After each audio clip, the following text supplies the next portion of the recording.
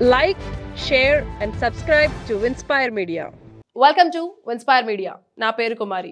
తెలుగు రాష్ట్రాల విభజన జరిగి 10 ఏళ్లు గడిచాక సెటిలర్లు అనే పేరు వాడటం కరెక్ట్ కాదు అని కొందరు అనుకున్నా, రాజకీయ లెక్కల్లో మాత్రం సెటిలర్లకి ఇప్పటికీ పక్కాగా ఎఫెక్ట్ ఉండి తీరుతుంది. ఈ లెక్కను చూస్తే మల్కాజ్గిరిలో ఈటలకు సెటిలర్లు ఓటేస్తారా?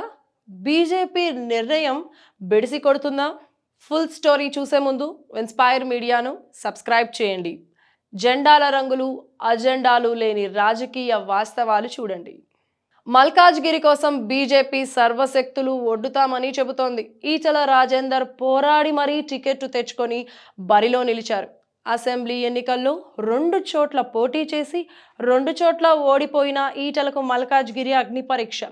ఇక్కడ కూడా ఓడితే రాజకీయం ఇక తీరమెక్కడో గమ్యమేమిటో అన్నట్టుగా అయిపోతుంది. ఇంతకీ మల్కాజ్గిరి డైనమిక్స్ ఎలా ఉన్నాయో చూద్దాం.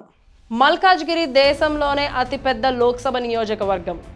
2014 తర్వాత టీడీపీ ఓటర్లు ప్రభావితం చేస్తున్న నియోజకవర్గం. 2014లో టీడీపీ అభ్యర్థి గెలిస్తే అదే టీడీపీ మద్దతు ఓట్లతో రేవంత్ రెడ్డి సంచలన విజయం సాధించారు. మరి ఇప్పుడు ఈటలకు ఓట్లు పడతాయని ఆశించడం కరెక్టేనా? ఈటల ఉద్యమ సమయం నుంచి యాంటీ ఆంధ్ర ముద్ర ఉన్న నాయకుడు.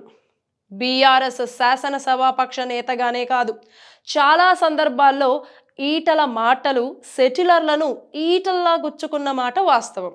మల్కాజ్గిరిలో 3.5 లక్షలకు పైగా సెటిలర్లు ఓట్లు ఉన్నాయి. అందుకే రాష్ట్ర విభజన తరువాత కూడా టీడీపీ మల్కాజ్గిరిలో గెలిచింది. ఆ తరువాత రేవంత్ కూడా గెలవడానికి అదే సెటిలర్ల సింపతి కారణం. ఇప్పుడు రేవంత్ తెలంగాణ సీఎంగా ఉన్నారు. ఆంధ్ర ప్రాంతం వారు, మరీ ముఖ్యంగా టీడీపీ సానుభూతి పరులకు రేవంత్ అభిమాన నాయకుడు. పైగా మల్కాజ్గిరి సిట్టింగ్ ఎంపీ కూడా. అందుకే రేవంత్ కోసం సెటిలర్లు కాంగ్రెస్ వైపు మొగ్గుతారు అనే వాదన గట్టిగా వినిపిస్తోంది. సెటిలర్ల ప్రభావాన్ని తమిళ ఓటర్లతో ఎదుర్కోవాలనే ఎత్తుగడలో ఈటల. మల్కాజ్గిరిలో 3 లక్షలకు పైగా తమిళ సెటిలర్ ఓట్లు. తమిళులను ఆకట్టుకునేందుకు తమిళ సైన్యాన్ని ప్రచారానికి తీసుకొచ్చే ఆలోచన. బీజేపీ ఎత్తుగడలు ఎంతవరకు ఫలిస్తాయి? ఈటల తమిళుల మద్దతు కోసం విశ్వ ప్రయత్నం చేయాలని అనుకుంటున్నారు.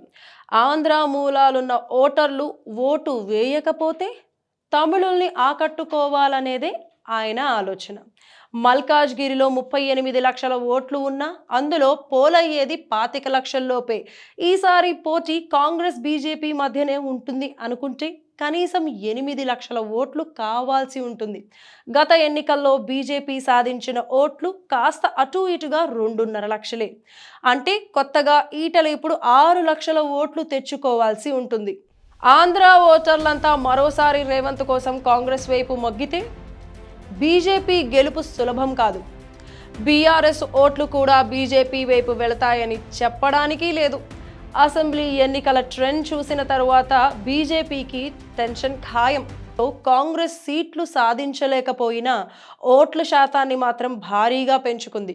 గ్రేటర్ ఎన్నికల్లో కేవలం 7% మాత్రమే పడిన ఓట్లు అసెంబ్లీకి వచ్చేసరికి 23%కి పెరిగాయి. అంటే ఇందులో మెజారిటీ ఓట్లు సెటిలర్లవే ఉన్నట్లు. అదేగాక బీఆర్ఎస్ తరపున గెలిచిన ఎమ్మెల్యేలు కాంగ్రెస్ లో చేరిపోతున్నారు. వాళ్లతో పాటు ఓట్లు కూడా లాక్కెళ్ళిపోతే ఈటలకు గడ్డు కాలం ఖాయం. మరి ఇలాంటి పరిస్థితుల్లో మల్కాజ్గిరిలో ఈటల గెలవడం సాధ్యమా? మీ అభిప్రాయాన్ని కమెంట్స్లో చెప్పండి. Thanks for watching inspire media. Like, share, and subscribe to Inspire Media.